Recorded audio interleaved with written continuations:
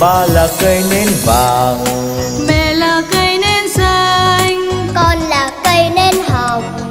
ba ngọn nến lung linh, ha ha ha, thắp sáng một gia đình. Gia đình ôm ấp tên những ngày thơ, cho ta bao nhiêu niềm thương mến. gia đình vương vấn bước chân ra đi, ấm áp trái tim quay về. Gia đình ôm ấp ta những ngày thơ, cho ta bao nhiêu niềm thương mến. Gia đình bên nhau mỗi khi đơn đau, bên nhau đến suốt cuộc đời. Lung linh tình mẹ tình cha, lung linh cùng một mái nhà. Lung linh cùng buồn cùng vui, lung linh hai tiếng gia đình.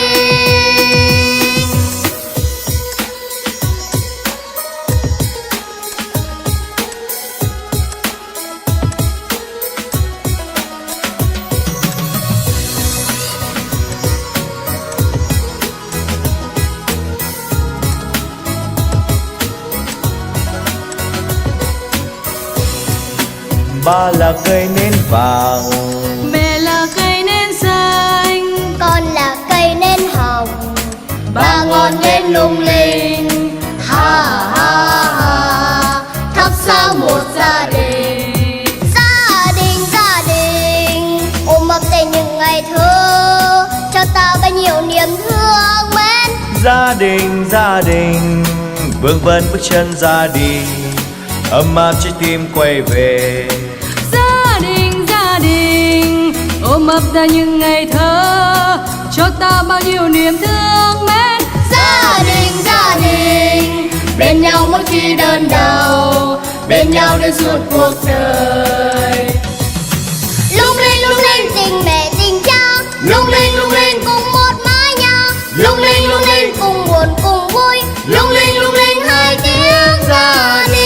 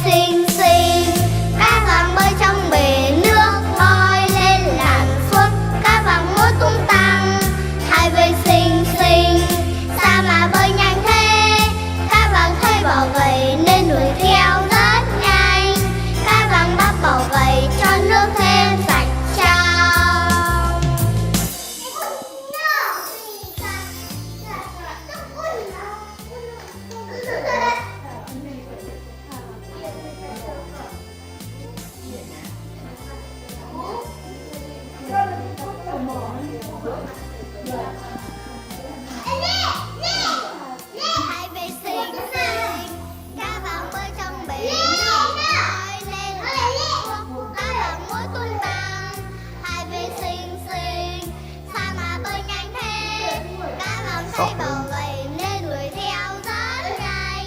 Cá vàng bắt bầu gầy cho nước thêm sạch trong. Hai bên xinh xinh, cá vàng bơi trong bể nước bơi lên lặn xuống. Cá vàng nuốt tung tăng, hai bên xinh xinh, sao mà bơi nhanh thế? Lên hơi ca hiểu không mà hả quý vị? Lên đuổi theo rất nhanh, cá vàng bắt bầu gầy cho nước thêm sạch trong.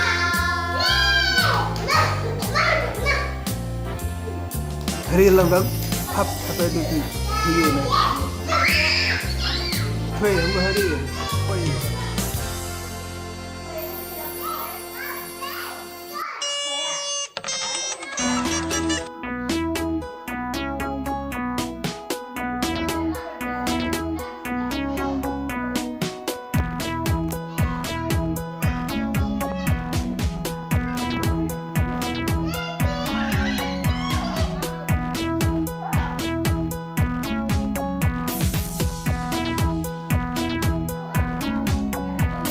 Mẹ mua cho con heo đất, mẹ mua cho con heo đất.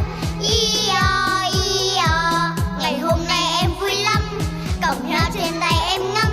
Ý-o, ý-o, làm sao cho heo mau lớn, làm sao cho heo mau lớn. Ý-o, ý-o.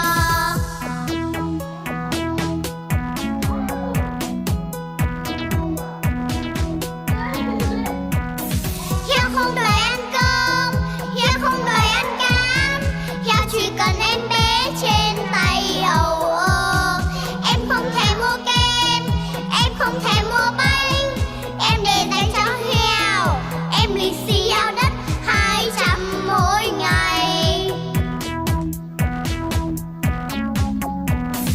Này heo ơi, ngoan nghe.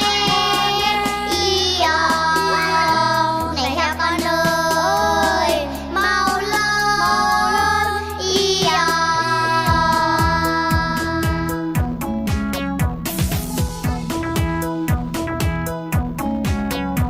Mẹ mua cho con heo đất, mẹ mua cho con heo đất. Ý-o, ý-o, ngày hôm nay em vui lắm, cầm heo trên tay em ngắm. Ý-o, ý-o, làm sao cho heo mau lớn, làm sao cho heo mau lớn. Ý-o, ý-o.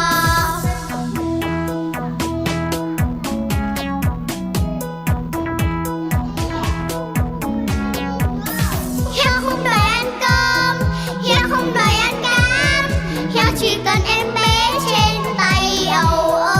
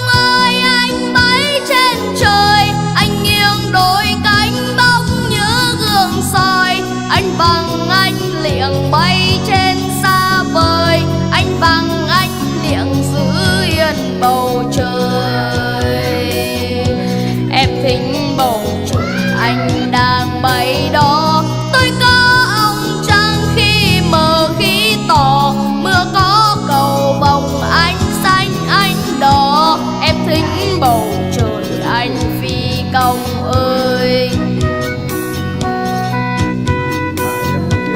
Mai đây em lớn em làm phi công, bay cao hơn nữa anh ơi biết không.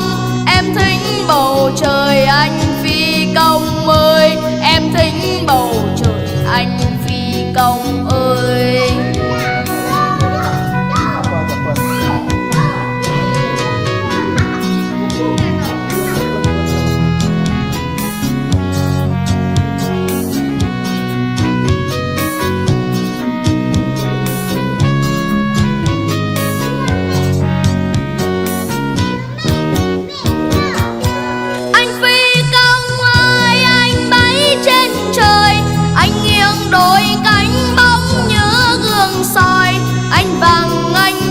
Bay trên xa vời, anh bằng anh liệng giữ yên bầu trời.